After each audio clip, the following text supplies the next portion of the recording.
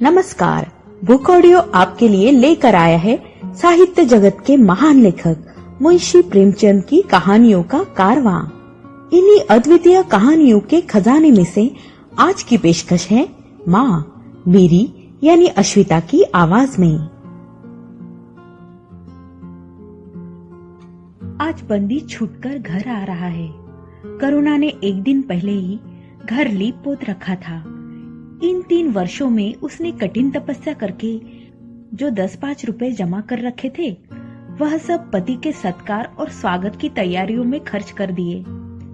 पति के लिए धोतियों का नया जोड़ा लाई थी, नए कुर्ते बनवाए थे, बच्चे के लिए नए कोट और टोपी की आयोजना की थी। बार बार बच्चे को गले लगाती और प्रसन्न होती। अगर इस बच्चे ने सूर्य की भांति उदय होकर उसके अंधेरे जीवन को प्रदीप्त न कर दिया होता तो कदाचित ठोकरों ने उसके जीवन का अंत कर दिया होता। पति के कारावास दंड के 3 महीने बाद इस बालक का जन्म हुआ। उसी का मुंह देख देख कर करुणा ने यह 3 साल काट दिए थे। वह सोचती जब मैं बालक को उनके सामने ले जाऊंगी तो वह कितने प्रसन्न होंगे।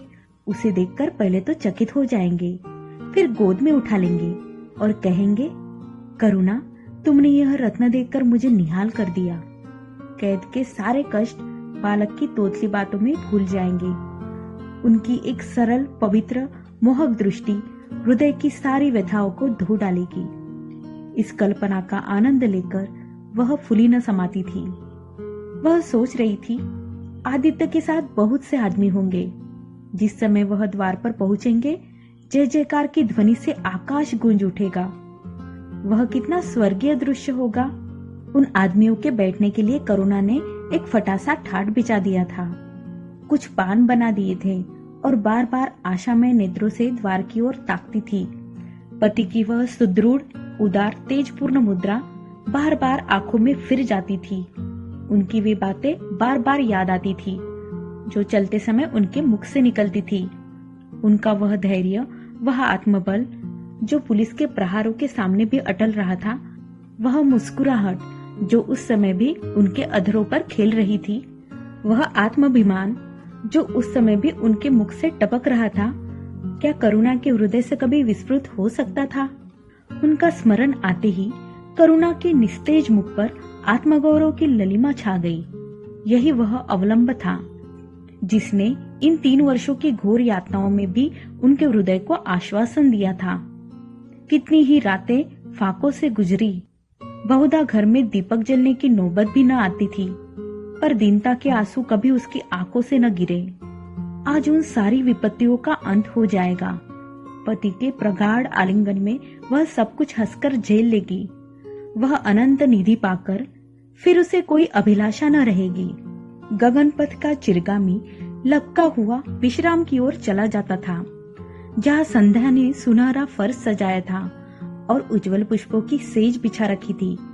उसी समय करुणा को एक आदमी लाठी टेकता आता दिखाई दिया, मानो किसी जीर्ण मनुष्य की वेदना ध्वनि हो। पग पग पर रुककर खांसने लगता था। उसका सिर झुका हुआ था। करुणा उसका चेहरा न देख सकती थी, लेकिन चाल ढाल से कोई बूढ़ा आदमी मालूम होता था। पर एक क्षण में जब वह समीप आ गया तो करुणा पहचान गई, वह उसका प्यारा पति ही था। किंतु शोक, उसकी सूरत कितनी बदल गई थी। वह जवानी, वह तेज, वह चपलता, वह सुगठन सब प्रस्थान कर चुका था। केवल हड्डियों का एक ढांचा रह गया था। न कोई संगी, न साथी, न यार, न दोस्त। करुणा उसे पहचानते ही बाहर निकल आई, पर आलिंगन की कामना हृदय में दबकर रह गई। सारे मंसूबे धूल में मिल गए। सारा मनोल्लास आंसुओं के प्रवाह में बह गया, विलीन हो गया। आदित्य ने घर में कदम रखते ही मुस्कुराकर करुणा को देखा, पर उस मुस्कान में वेदना का एक संसार भरा हुआ था। करुणा ऐसी शिथिल हो गई मानो हृदय का स्पंदन रुक गया हो। वह फटी हुई आंखों से स्वामी की ओर टकटकी बांधे खड़ी थी, मानो उसे अपनी आंखों पर अब भी विश्वास न आता हो। स्वागत या दुख का एक शब्द भी उसके मुंह से न निकला। बालक भी गोद में बैठा हुआ सहमी आंखों से इस कंकाल को देख रहा था और माता की गोद में चिपटा जाता था। आखिर उसने कातर स्वर में कहा, यह तुम्हारी क्या दशा है? बिल्कुल पहचाने नहीं जाते।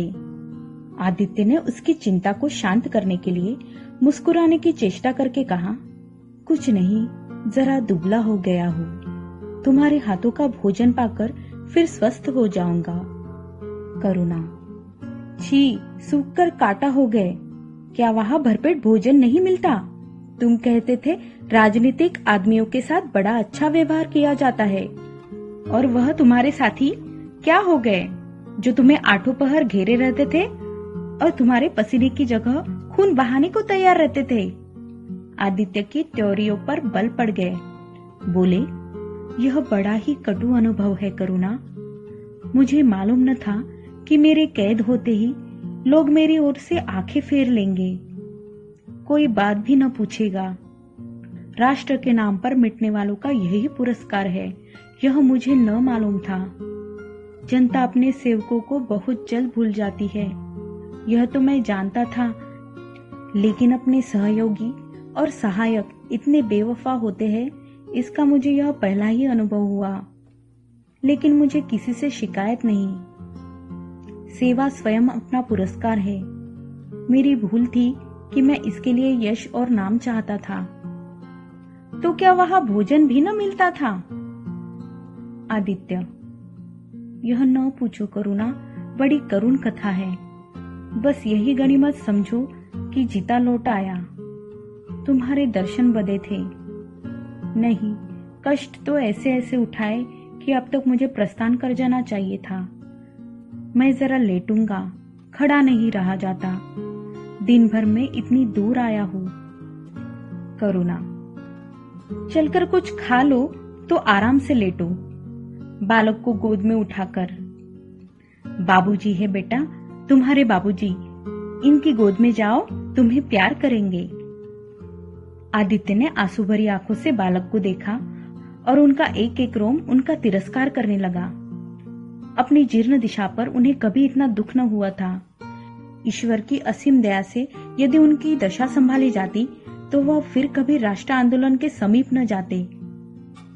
इस फूल से बच्चे को यो संसार में लाकर दरिद्रता की आग में झोंकने का उन्हें क्या अधिकार था?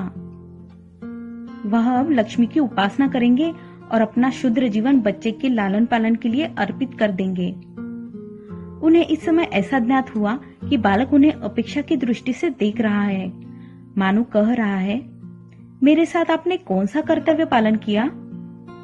उनकी सारी कामना, सारा प्यार बालक को हृदय लगा देने के लिए अधीर हो उठा, पर हाथ फैल न सके, हाथों में शक्ति ही न थी। करुणा बालक को लिए उठी और थाली में कुछ भोजन निकालकर लाई। आदित्य ने क्षुधापूर्ण नेत्रों से थाली की ओर देखा, मानो आज बहुत दिनों के बाद कोई खाने की चीज सामने आई है। जानता था कि कई दिनों के उपवास के बाद और आरोग्य की इस गई गुजरी दिशा में उसे जबान को काबू में रखना चाहिए, पर सब्र न कर सका। थाली पर टूट पड़ा और देखते देखते थाली साफ कर दी। करुणा सशंक हो गई। उसने दोबारा किसी चीज के लिए न पूछा, थाली उठाकर चली गई, पर उसका दिल कह रहा था, इतना तो कभी न खाते थे। करुणा बच्चे को कुछ खिला रही थी कि एकाएक कानों में आवाज आई, करुणा। करुणा ने आकर पूछा, क्या तुमने मुझे पुकारा है? आदित्य का चेहरा पीला पड़ गया था और सांस जोर जोर से चल रही थी। हाथों के सहारे वही टाट पर लेट गए थे। करुणा उनकी यह हालत देखकर घबरा गई। बोली, जाकर किसी वैद्य को बुला लाऊं? आदित्य ने हाथ के इशारे से उसे मना करके कहा, व्यर्थ है करुणा, अब तुमसे छिपाना व्यर्थ है। मुझे तपेदीप हो गया है। कई बार मरते मरते बच गया हूं। तुम लोगों के दर्शन बदे थे, इसीलिए प्राण न निकलते थे। देखो प्रिय, रो मत। करुणा ने सिसकियों को दबाते हुए कहा, मैं वैद्य को लेकर अभी आती हूं। आदित्य ने फिर सिर हिलाया। नहीं करुणा, केवल मेरे पास बैठी रहो। अब किसी से कोई आशा नहीं है। डॉक्टरों ने जवाब दे दिया है। मुझे तो यह आश्चर्य है कि यहाँ पहुंच कैसे गया। न जाने कौन देवी शक्ति मुझे वहां से खींच लाई। कदाचित यह इस बुझते हुए दीपक की अंतिम झलक थी। आह, मैंने तुम्हारे साथ बड़ा अन्याय किया, इसका मुझे हमेशा दुख रहेगा। मैं तुम्हें कोई आराम न दे सका, तुम्हारे लिए कुछ न कर सका, केवल सुहाग का दाग लगाकर और एक बालक के पालन का भार छोड़कर चला जा रहा हूं। आह, करुणा ने हृदय को दृढ़ करके कहा, तुम्हें कहीं दर्द तो नहीं है? आग बना लाऊं? कुछ बताते क्यों नहीं? आदित्य ने करवट बदलकर कहा, कुछ करने की जरूरत नहीं प्रिय, कहीं दर्द नहीं, बस ऐसा मालूम हो रहा है कि दिल बैठा जाता है, जैसे पानी में डूबा जाता हो। जीवन की लीला समाप्त हो रही है। दीपक को बुझते हुए देख रहा हूं, कह नहीं सकता कब आवाज बंद हो जाए।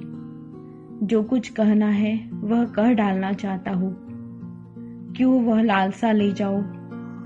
मेरे एक प्रश्न का जवाब दोगी? पूछूं? करुणा के मन की सारी दुर्बलता, सारा शोक, सारी वेदना मानो लुप्त हो गई और उनकी जगह उस आत्मबल का उदय हुआ जो मृत्यु पर हंसता है और विपत्तियों के सांपों से खेलता है। रत्न जटिल मखमली म्यान में जैसे तेज तलवार छिपी रहती है, जल के कोमल प्रवाह में जैसे असीम शक्ति छिपी रहती है, वैसे ही रमणी का कोमल हृदय साहस और धैर्य को अपनी गोद में छिपाए रहता है। क्रोध जैसे तलवार को बाहर खींच लेता है, विज्ञान जैसे जल शक्ति का उद्घाटन कर लेता है, वैसे ही प्रेम रमणी के साहस और धैर्य को प्रदीप्त कर देता है। करुणा ने पति के सिर पर हाथ रखते हुए कहा, पूछते क्यों नहीं प्यारे?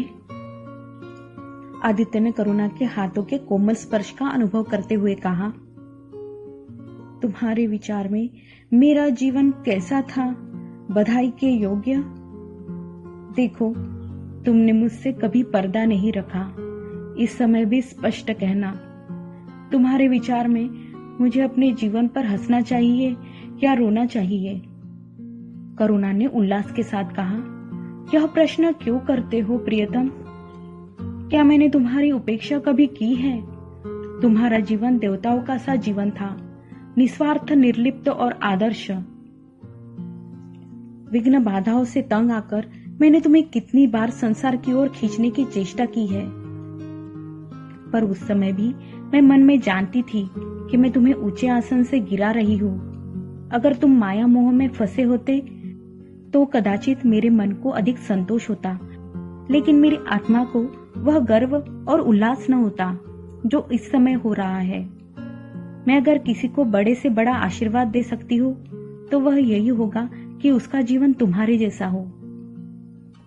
यह कहते कहते करुणा का आभाहीन मुखमंडल ज्योतिर्मय हो गया, मानो उसकी आत्मा दिव्य हो गई हो।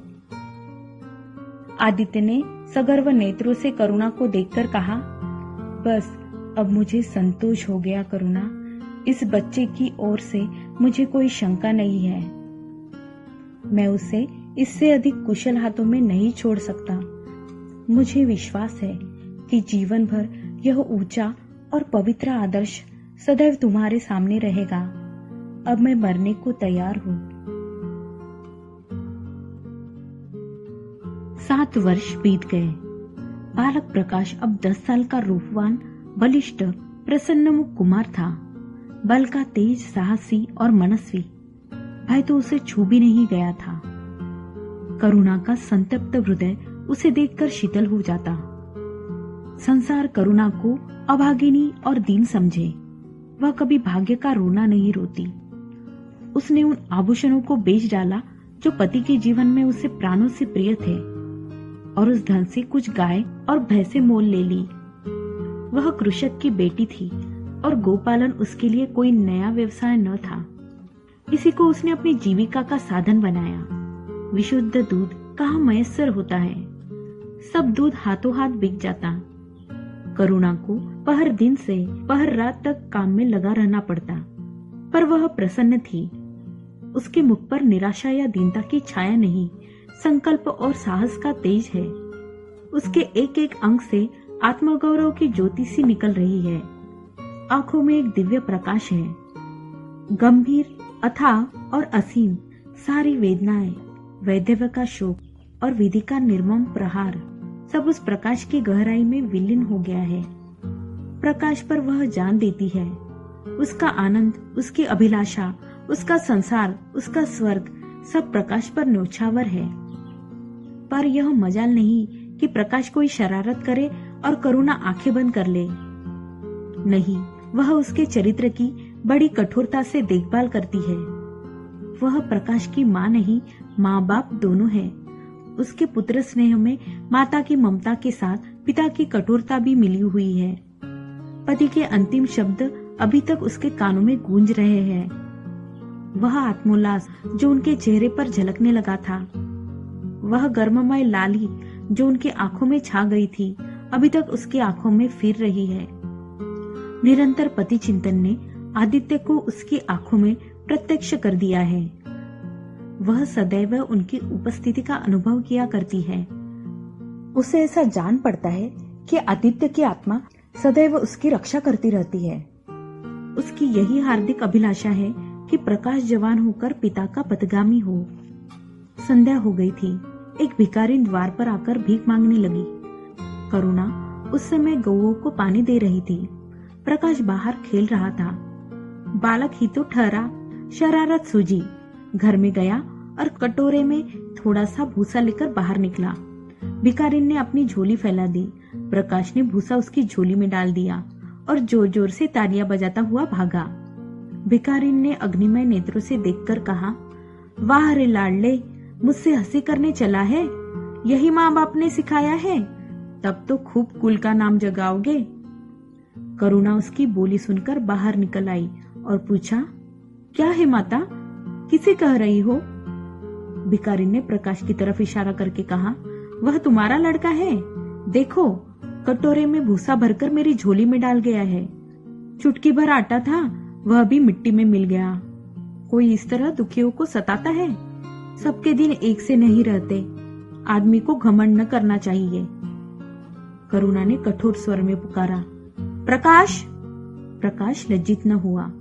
अभिमान से सिर उठाए हुए आया और बोला, वह हमारे घर भीख क्यों मांगने आई है? कुछ काम क्यों नहीं करती? करुणा ने उसे समझाने की चेष्टा करके कहा, शर्म नहीं आती, उल्टे और आंखें दिखाते हो। प्रकाश, शर्म क्यों आए? यह क्यों रोज भीख मांगने आती है? हमारे यहाँ क्या कोई चीज मुफ्त आती है? करुणा, तुम्हें कुछ न देना था तो सीधे कह देते। जाओ, तुमने यह शरारत क्यों की? प्रकाश, उनकी आदत कैसे छूटती? करुणा ने बिगड़कर कहा, तुम अब पिटोगे मेरे हाथों। प्रकाश, पिटूंगा क्यों? आप जबरदस्ती पिटेगी। दूसरे मुल्कों में अगर कोई भीख मांगे तो कैद कर लिया जाए, यह नहीं कि उल्टे भिखमांगों को और शह दी जाए। करुणा, जो अपंग है वह कैसे काम करे? प्रकाश, तो जाकर डूब मरे, जिंदा क्यों रहती है? करुणा निरुत्तर हो गई। बुढ़िया को तो उसने आटा दाल देकर विदा किया, किंतु प्रकाश का कुतर्क उसके हृदय में फोड़े के समान टीसता रहा। उसने यह धृष्टता, यह अभिनय कहाँ सीखी? रात को भी उसे बार बार यही ख्याल सताता रहा। आधी रात के समीप एकाएक प्रकाश की नींद टूटी। लालटेन जल रही है और करुणा बैठी रो रही है। उठ बैठा और बोला, अम्मा, अभी तुम सोई नहीं? करुणा ने मुंह फेरकर कहा, नींद नहीं आई। तुम कैसे जाग गए? प्यास तो नहीं लगी है? प्रकाश, नहीं अम्मा, न जाने क्यों आंखें खुल गई। मुझसे आज बड़ा अपराध हुआ अम्मा। करुणा ने उसके मुंह की ओर स्नेह के नेत्रों से देखा। प्रकाश, मैंने आज बुढ़िया के साथ बड़ी नटखट की, मुझे क्षमा करो, फिर कभी ऐसी शरारत न करूंगा। यह कहकर रोने लगा। करुणा ने स्नेहार्द होकर उसे गले लगा लिया और उसके कपोलों का चुंबन करके बोली, बेटा, मुझे खुश करने के लिए यह कह रहे हो या तुम्हारे मन में सचमुच पछतावा हो रहा है? प्रकाश ने सिसकते हुए कहा, नहीं अम्मी, मुझे दिल से अफसोस हो रहा है। अब की वह बुढ़िया आएगी तो मैं उसे बहुत से पैसे दूंगा। करुणा का हृदय मतवाला हो गया। ऐसा जान पड़ा आदित्य सामने खड़े बच्चे को आशीर्वाद दे रहे हैं और कह रहे हैं, करुणा शोभ मत कर, प्रकाश अपने पिता का नाम रोशन करेगा, तेरी संपूर्ण कामनाएं पूरी हो जाएगी। लेकिन प्रकाश के कर्म और वचन में मेल न था और दिनों के साथ उसके चरित्र का अंग प्रत्यक्ष हो जाता था। जहीन था ही, विश्वविद्यालय से उसे वजीफे मिलते थे। करुणा भी उसकी यथेष्ट सहायता करती थी, फिर भी उसका खर्च पूरा न पड़ता था।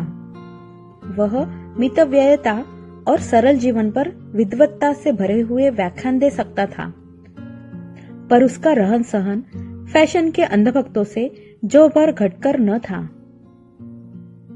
प्रदर्शन की धुन उसे हमेशा सवार रहती थी। उसकी मन और बुद्धि में निरंतर द्वंद्व होता रहता था। मन जाति की ओर था, बुद्धि अपनी ओर। बुद्धि मन को दबाए रहती थी, उसके सामने मन की एक न चलती थी। जाति सेवा उसर की खेती है, वहां बड़े से बड़ा उपहार जो मिल सकता है वह है गौरव और यश, पर वह भी स्थायी नहीं, इतना अस्थिर कि क्षण में जीवन भर की कमाई पर पानी फिर सकता है। अतएव उसका अंतःकरण अनिवार्य वेग के साथ विलासमय जीवन की ओर झुकता था, यहाँ तक कि धीरे धीरे उसे त्याग और निग्रह से घृणा होने लगी। वह दुरवस्था और दरिद्रता को हेय समझता था। उसको हृदय न था, भाव न थे, केवल मस्तिष्क था। मस्तिष्क में दर्द कहाँ, वहां तो तर्क है, मंसूबे हैं। सिंध में बाढ़ आई, हजारों आदमी तबाह हो गए। विद्यालय ने वहां एक सेवा समिति भेजी। प्रकाश के मन में द्वंद्व होने लगा, जाऊं या न जाऊं। इतने दिनों में अगर वह परीक्षा की तैयारी करे तो प्रथम श्रेणी में पास हो। चलते समय उसने बीमारी का बहाना कर दिया। करुणा ने लिखा, तुम सिंध न गए, इसका मुझे दुख है। तुम बीमार रहते हुए भी वहां जा सकते थे, समिति में चिकित्सक भी तो थे। प्रकाश ने पत्र का उत्तर न दिया। उड़ीसा में अकाल पड़ा, प्रजा मक्खियों की तरह मरने लगी। कांग्रेस ने पीड़ितों के लिए एक मशीन तैयार किया। उन्हीं दिनों विद्यालयों ने इतिहास के छात्रों को ऐतिहासिक खोज के लिए लंका भेजने का निश्चय किया। करुणा ने प्रकाश को लिखा, तुम उड़ीसा जाओ, किंतु प्रकाश लंका जाने को लालायित था। वह कई दिन इसी दुविधा में रहा। अंत को सिलोन ने उड़ीसा पर विजय पाई। करुणा ने अब की उसे कुछ न लिखा, चुपचाप रोती रही। सिलोन से लौटकर प्रकाश छुट्टियों में घर गया। करुणा उससे खिंची खिंची रही। प्रकाश मन में लज्जित हुआ और संकल्प किया कि अब की कोई अवसर आया तो अम्मा को अवश्य प्रसन्न करूंगा। यह निश्चय करके वह विद्यालय लौटा, लेकिन यहाँ आते ही फिर परीक्षा की फिक्र सवार हो गई। यहाँ तक कि परीक्षा के दिन आ गए, मगर इम्तिहान से फुर्सत पाकर भी प्रकाश घर न गया। विद्यालय के एक अध्यापक कश्मीर सैर करने जा रहे थे। प्रकाश उन्हीं के साथ कश्मीर चल खड़ा हुआ। जब परीक्षा फल निकला और प्रकाश प्रथम आया, तब उसे घर की याद आई। उसने तुरंत करुणा को पत्र लिखा और अपने आने की सूचना दी। माता को प्रसन्न करने के लिए उसने 2-4 शब्द जाति सेवा के विषय में भी लिखे। अब मैं अपनी आज्ञा का पालन करने को तैयार हूँ। मैंने शिक्षा संबंधी कार्य करने का निश्चय किया है। इसी विचार से मैंने वह विशिष्ट स्थान प्राप्त किया है। हमारे नेता भी तो विद्यालयों के आचार्यों का सम्मान करते हैं। अभी तक इन उपाधियों के मोह से वे मुक्त नहीं हुए हैं। हमारे नेता भी योग्यता, सदुत्साह, लगन का उतना सम्मान नहीं करते जितना उपाधियों का। अब मेरी इज्जत करेंगे और जिम्मेदारी का काम सौंपेंगे, जो पहले मांगे भी न मिलता। करुणा की आस फिर बंधी। विद्यालय खुलते ही प्रकाश के नाम रजिस्ट्रार का पत्र पहुंचा। उन्होंने प्रकाश को इंग्लैंड जाकर विद्याभ्यास करने के लिए सरकारी वजीफे की मंजूरी की सूचना दी थी। प्रकाश पत्र हाथ में लिए हर्ष के उन्माद में जाकर माँ से बोला, अम्मा, मुझे इंग्लैंड जाकर पढ़ने के लिए सरकारी वजीफा मिल गया। करुणा ने उदासीन भाव से पूछा, तो तुम्हारा क्या इरादा है? प्रकाश, मेरा इरादा, ऐसा अवसर पाकर भला कौन छोड़ता है? करुणा, तुम तो स्वयं सेवकों में भर्ती होने जा रहे थे। प्रकाश, तो आप समझती हैं स्वयं सेवक बन जाना ही जाति सेवा है? मैं इंग्लैंड से आकर भी तो सेवा कार्य कर सकता हूँ। तो अम्मा, सच पूछो तो एक मजिस्ट्रेट अपने देश का जितना उपकार कर सकता है उतना 1000 स्वयं सेवक मिलकर भी नहीं कर सकते। मैं तो सिविल सर्विस की परीक्षा में बैठूंगा और मुझे विश्वास है कि सफल हो जाऊंगा। करुणा ने चकित होकर पूछा, तो क्या तुम मजिस्ट्रेट हो जाओगे? प्रकाश, सेवा भाव रखने वाला एक मजिस्ट्रेट कांग्रेस के 1000 सभापतियों से ज्यादा उपकार कर सकता है। अखबारों में उसकी लंबी लंबी तारीफें न छपेगी, उसकी वक्तृताओं पर तालियां न बजेगी, जनता उसके जुलूस की गाड़ी न खींचेगी और न विद्यालयों के छात्र उसको अभिनंदन पत्र देंगे, पर सच्ची सेवा मजिस्ट्रेट ही कर सकता है। करुणा ने आपत्ति के भाव से कहा, लेकिन यही मजिस्ट्रेट तो जाति के सेवकों को सजाएं देते हैं, उन पर गोलियां चलाते हैं। प्रकाश, अगर मजिस्ट्रेट के हृदय में परोपकार का भाव है तो वह नरमी से वही काम करता है जो दूसरे गोलियां चलाकर भी नहीं कर सकते। करुणा, मैं यह नहीं मानूंगी। सरकार अपने नौकरों को इतनी स्वाधीनता नहीं देती, वह एक नीति बना देती है और हर एक सरकारी नौकर को उसका पालन करना पड़ता है। सरकार की पहली नीति यह है कि वह दिन दिन अधिक संगठित और दृढ़ हो। इसके लिए स्वाधीनता के भावों का दमन करना जरूरी है। अगर कोई मजिस्ट्रेट इस नीति के विरुद्ध काम करता है तो वह मजिस्ट्रेट न रहेगा। वह हिंदुस्तानी था जिसने तुम्हारे बाबूजी को जरा सी बात पर 3 साल की सजा दे दी। इसी सजा ने उनके प्राण लिए। बेटा, मेरी इतनी बात मानो, सरकारी पदों पर न गिरो। मुझे यह मंजूर है कि तुम मोटा खाकर और मोटा पहनकर देश की कुछ सेवा करो। इसके बदले कि तुम हकीम बन जाओ और शान से जीवन बिताओ। यह समझ लो कि जिस दिन तुम हाकिम की कुर्सी पर बैठोगे उस दिन से तुम्हारा दिमाग हाकिमों का सा हो जाएगा। तुम यही चाहोगे कि अफसरों में तुम्हारी नेक नामी और तरक्की हो। एक गवारू मिसाल लो। लड़की जब तक मैके में कुंवारी रहती है वह अपने को उसी घर की समझती है, लेकिन जिस दिन ससुराल चली जाती है वह अपने घर को दूसरों का घर समझने लगती है। माँ बाप, भाई बहन सब वही रहते हैं, लेकिन वह घर अपना नहीं रहता। यही दुनिया का दस्तूर है। प्रकाश ने खींचकर कहा, तो क्या आप यह चाहती है कि मैं जिंदगी भर चारों तरफ ठोकरें खाता फिरूं? करुणा कठोर नेत्रों से देखकर बोली, अगर ठोकर खाकर आत्मा स्वाधीन रह सकती है तो मैं कहूंगी ठोकर खाना अच्छा है। प्रकाश ने निश्चयात्मक भाव से पूछा, तो आपकी यही इच्छा है? करुणा ने उसी स्वर में उत्तर दिया, हाँ, मेरी यही इच्छा है। प्रकाश ने कुछ जवाब न दिया, उठकर बाहर चला गया और तुरंत रजिस्ट्रार को इनकारी पत्र लिख भेजा। मगर उसी क्षण से मानो उसके सिर पर विपत्ति ने आसन जमा लिया। विरक्त और विमन अपने कमरे में पड़ा रहता, न कहीं घूमने जाता, न किसी से मिलता। मुंह लटकाए भीतर आता और फिर बाहर चला जाता। यहाँ तक महीना गुजर गया। न चेहरे पर वह लाली रही, न वह ओज। आंखें अनाथों के मुख की भांति याचना से भरी हुई। ओठ हंसना भूल गए, मानो उस इनकारी पत्र के साथ उसकी सारी सजीवता और चपलता, सारी सरलता विदा हो गई। करुणा उसके मनोभाव समझती थी और उसके शोक को भुलाने की चेष्टा करती थी, पर रूठे देवता प्रसन्न न होते थे। आखिर एक दिन उसने प्रकाश से कहा, बेटा, अगर तुमने विलायत जाने का ठान ही लिया है तो चले जाओ, मना न करूंगी। मुझे खेद है कि मैंने तुम्हें रोका। अगर मैं जानती कि तुम्हें इतना आघात पहुंचेगा तो कभी न रोकती। मैंने तो केवल इस विचार से रोका था कि तुम्हें जाति सेवा में मग्न देखकर तुम्हारे बाबूजी की आत्मा प्रसन्न होगी। उन्होंने चलते समय यही वसीयत की थी। प्रकाश ने रुखाई से जवाब दिया, अब क्या जाऊंगा, इनकारी खत लिख चुका। मेरे लिए कोई अब तक बैठा थोड़ी ही होगा। कोई दूसरा लड़का चुन लिया होगा और फिर करना ही क्या है।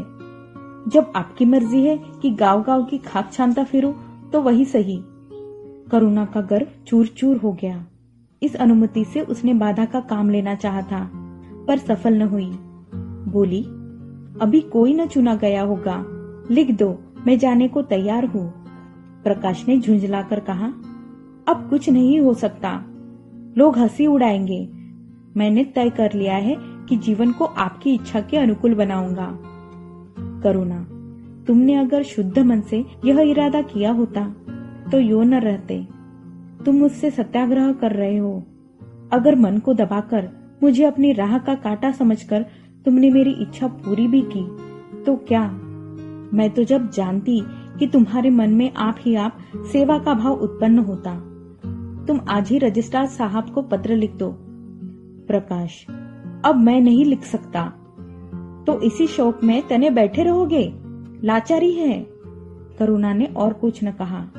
जरा देर में प्रकाश ने देखा कि वह कहीं जा रही है, मगर वह कुछ बोला नहीं। करुणा के लिए बाहर आना जाना कोई असाधारण बात न थी, लेकिन जब संध्या हो गई और करुणा न आई तो प्रकाश को चिंता होने लगी। अम्मा कहाँ गई? यह प्रश्न बार बार उसके मन में उठने लगा। प्रकाश सारी रात द्वार पर बैठा रहा। भांति भांति की शंकाएं मन में उठने लगी। उसे अब याद आया चलते समय करुणा कितनी उदास थी, उसकी आंखें कितनी लाल थी। यह बातें प्रकाश को उस समय क्यों न नजर आई? वह क्यों स्वार्थ में अंधा हो गया था? हाँ, अब प्रकाश को याद आया, माता ने साफ सुथरे कपड़े पहने थे, उसके हाथ में छतरी भी थी। तो क्या वह कहीं बहुत दूर गई है? किससे पूछे? अनिष्ट के भय से प्रकाश रोने लगा। श्रावण की अंधेरी भयानक रात थी। आकाश में शाम मेघमालाएं भीषण स्वप्न की भांति छाई हुई थी। प्रकाश रह रहकर आकाश की ओर देखता था, मानो करुणा उन्हीं मेघमालाओं में छिपी बैठी हो। उसने निश्चय किया, सवेरा होते ही माँ को खोजने चलूंगा। और अगर किसी ने द्वार खटखटाया, प्रकाश ने दौड़कर खोला तो देखा करुणा खड़ी है। उसका मुखमंडल इतना खोया हुआ, इतना करुण था, जैसे आज ही उसका सुहाग उठ गया है, जैसे संसार में अब उसके लिए कुछ नहीं रहा, जैसे वह नदी के किनारे खड़ी अपनी लदी हुई नाव को डूबते देख रही है और कुछ कर नहीं सकती। प्रकाश ने अधीर होकर पूछा, अम्मा कहाँ चली गई थी? बहुत देर लगाई। करुणा ने भूमि की ओर ताकते हुए जवाब दिया, एक काम से गई थी, देर हो गई। यह कहते हुए उसने प्रकाश के सामने एक बंद लिफाफा फेंक दिया। प्रकाश ने उत्सुक होकर लिफाफा उठा लिया। ऊपर ही विद्यालय की मुहर थी। तुरंत ही लिफाफा खोलकर पढ़ा। हल्की सी लालिमा चेहरे पर दौड़ गई। पूछा, यह तुम्हें कहाँ से मिल गया अम्मा? करुणा, तुम्हारे रजिस्ट्रार के पास से लाई हूँ। क्या तुम वहां चली गई थी? और क्या करती, कल तो गाड़ी का समय न था, मोटर ले ली थी। प्रकाश एक क्षण तक मौन खड़ा रहा, फिर कुंठित स्वर में बोला, जब तुम्हारी इच्छा नहीं है तो मुझे क्यों भेज रही हो? करुणा ने विरक्त भाव से कहा, इसलिए कि तुम्हारी जाने की इच्छा है। तुम्हारा यह मलिन वेश नहीं देखा जाता। अपने जीवन के 20 वर्ष तुम्हारी हित कामना पर अर्पित कर दिए। अब तुम्हारी महत्वाकांक्षा की हत्या नहीं कर सकती। तुम्हारी यात्रा सफल हो, यही हमारी हार्दिक अभिलाषा है। करुणा का कंठ रूंध गया और कुछ न कर सकी। प्रकाश उसी दिन से यात्रा की तैयारियां करने लगा। करुणा के पास जो कुछ था वह सब खर्च हो गया। कुछ ऋण भी लेना पड़ा। नए सूट बने, सूटकेस लिए गए। प्रकाश अपनी धुन में मस्त था। कभी किसी चीज की फरमाइश लेकर आता, कभी किसी चीज की। करुणा इस एक सप्ताह में इतनी दुर्बल हो गई है, उसके बालों पर कितनी सफेदी आ गई है, चेहरे पर कितनी झुर्रियां पड़ गई है, यह उसे कुछ न नजर आता। उसकी आंखों में इंग्लैंड के दृश्य समाये हुए थे। महत्वाकांक्षा आंखों पर पर्दा डाल देती है। प्रस्थान का दिन आया। आज कई दिनों के बाद धूप निकली थी। करुणा स्वामी के पुराने कपड़ों को बाहर निकाल रही थी।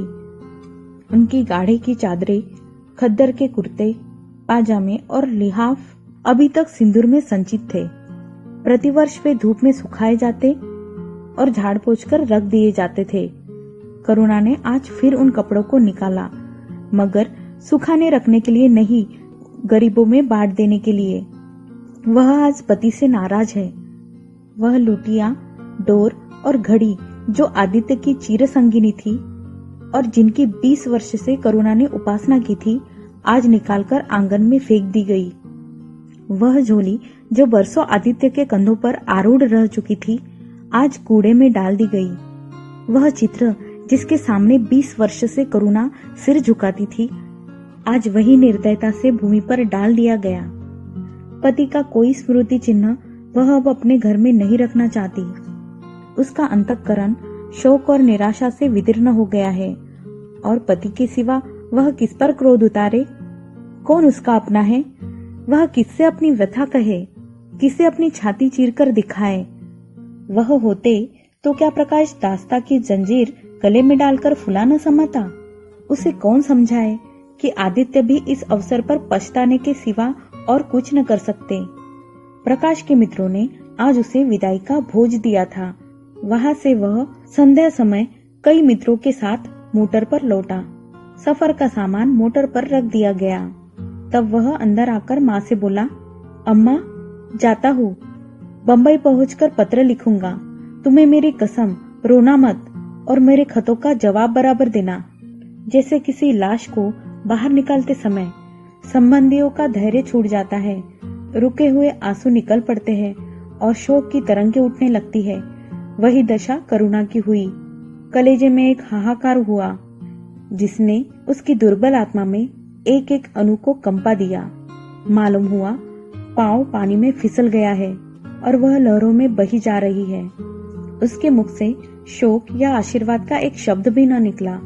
प्रकाश ने उसके चरण छुए, अश्रु जल से माता के चरणों को पखारा, फिर बाहर चला। करुणा पाषाण मूर्ति की भांति खड़ी थी।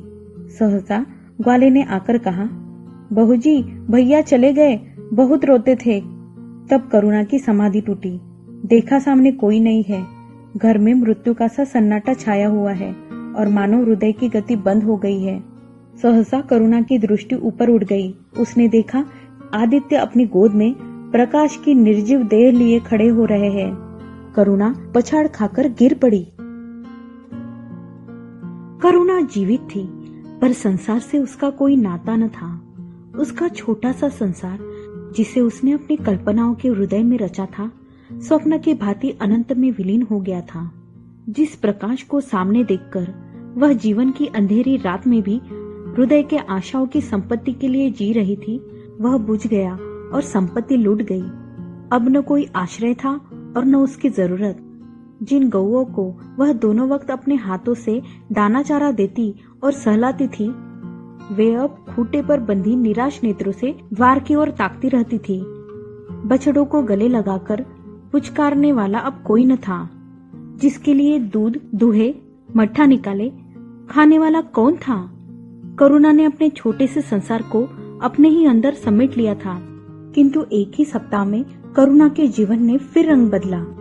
उसका छोटा सा संसार फैलते फैलते विश्वव्यापी हो गया। जिस लंगर ने नौका को तट से एक केंद्र पर बांध रखा था, वह उखड़ गया। अब नौका सागर के अशेष विस्तार में भ्रमण करेगी, चाहे वह उद्दाम तरंगों के वक्ष में ही क्यों न विलीन हो जाए। करुणा द्वार पर आ बैठती और मोहल्ले भर के लड़कों को जमा करके दूध पिलाती। दोपहर तक मक्खन निकालती और वह मक्खन मोहल्ले के लड़के खाते। फिर भांति भांति के पकवान बनाती और कुत्तों को खिलाती। अब यही उसका नित्य का नियम हो गया। चिड़िया, कुत्ते, बिल्लियां, चींटे, चींटियां सब अपने हो गए। प्रेम का वह द्वार अब सबके लिए बंद न था। उस अंगुल भर जगह में जो प्रकाश के लिए भी काफी न थी, अब समस्त संसार समा गया था। एक दिन प्रकाश का पत्र आया। करुणा ने उसे उठाकर फेंक दिया। फिर थोड़ी देर के बाद उसे उठाकर फाड़ डाला और चिड़ियों को दाना चुगाने लगी। मगर जब निशा योगिनी ने अपनी धुनी जलाई और वेदनाएं उससे वरदान मांगने के लिए विकल हो कर चली, तो करुणा की मनोवेदना भी सजग हो उठी। प्रकाश का पत्र पढ़ने के लिए उसका मन व्याकुल हो उठा। उसने सोचा, प्रकाश मेरा कौन है? मेरा उससे क्या प्रयोजन? हाँ, प्रकाश मेरा कौन है? हृदय ने उत्तर दिया, प्रकाश तेरा सर्वस्व है। वह तेरे उस अमर प्रेम की निशानी है जिससे तू सदैव के लिए वंचित हो गई। वह तेरा प्राण है, तेरे जीवन दीपक का प्रकाश, तेरी वंचित कामनाओं का माधुर्य, तेरे अश्रु जल में विहार करने वाला हंस। करुणा उस पत्र के टुकड़ों को जमा करने लगी, माना उसके प्राण बिखर गए हो। एक एक टुकड़ा उसे अपने खोए हुए प्रेम का एक पदचिन्ह सा मालूम होता था। जब सारे पुर्जे जमा हो गए तो करुणा दीपक के सामने बैठकर उसे जोड़ने लगी, जैसे कोई वियोगी हृदय प्रेम के टूटे हुए तारों को जोड़ रहा हो। हाय रे ममता! वह अभागिनी सारी रात उन पुर्जों को जोड़ने में लगी रही। पत्र दोनों ओर लिखा था, इसलिए पुर्जों को ठीक स्थान पर रखना और भी कठिन था। कोई शब्द, कोई वाक्य बीच में गायब हो जाता। उस एक टुकड़े को वह फिर खोजने लगती। सारी रात बीत गई, पर पत्र अभी तक अपूर्ण था। दिन चढ़ाया। मोहल्ले के लड़के मक्खन और दूध की चाह में एकत्र हो गए। कुत्तों और बिल्लियों का आगमन हुआ। चिड़िया आ आकर आंगन में फुदकने लगी। कोई ओखली पर बैठी, कोई तुलसी के चौतरे पर करुणा को सिर उठाने तक की फुर्सत नहीं। दोपहर हुई, करुणा ने सिर न उठाया। न भूख थी न प्यास। फिर संध्या हो गई, पर वह पत्र अभी तक अधूरा था। पत्र का आशय समझ में आ रहा था। प्रकाश का जहाज कहीं से कहीं जा रहा है। उसके हृदय में कुछ उठा हुआ है। क्या उठा हुआ है, यह करुणा न सोच सकी। करुणा पुत्र की लेखनी से निकले हुए एक एक शब्द को पढ़ना और उसे हृदय पर अंकित कर लेना चाहती थी। इस भांति 3 दिन गुजर गए। संध्या हो गई थी। 3 दिन की जागी आंखें जरा झपक गई। करुणा ने देखा, एक लंबा चौड़ा कमरा है। उसमें मेजें और कुर्सियां लगी हुई है। बीच पर ऊंची मंच पर कोई आदमी बैठा हुआ है। करुणा ने ध्यान देकर देखा, प्रकाश था। एक क्षण में एक कैदी उसके सामने लाया गया। उसके हाथ पांव में जंजीर थी, कमर झुकी हुई। यह आदित्य थे। करुणा की आंखें खुल गई, आंसू बहने लगे। उसने पत्र के टुकड़ों को फिर समेट लिया और उसे जलाकर राख कर डाला। राख की एक चुटकी के सिवा वहां कुछ न रहा जो उसके हृदय में विदीर्ण किए डालती थी। इसी एक चुटकी राख में उसका गुड़ियों वाला बचपन, उसका संतप्त यौवन और उसका तृणामय वैधव्य सब समा गया। प्रातःकाल लोगों ने देखा, पक्षी पिंजड़े से उड़ चुका था। आदित्य का चित्र अब भी उसके शून्य हृदय से चिपटा हुआ था। भग्न हृदय पति की स्नेह स्मृति में विश्राम कर रहा था और प्रकाश का जहाज यूरोप चला जा रहा था।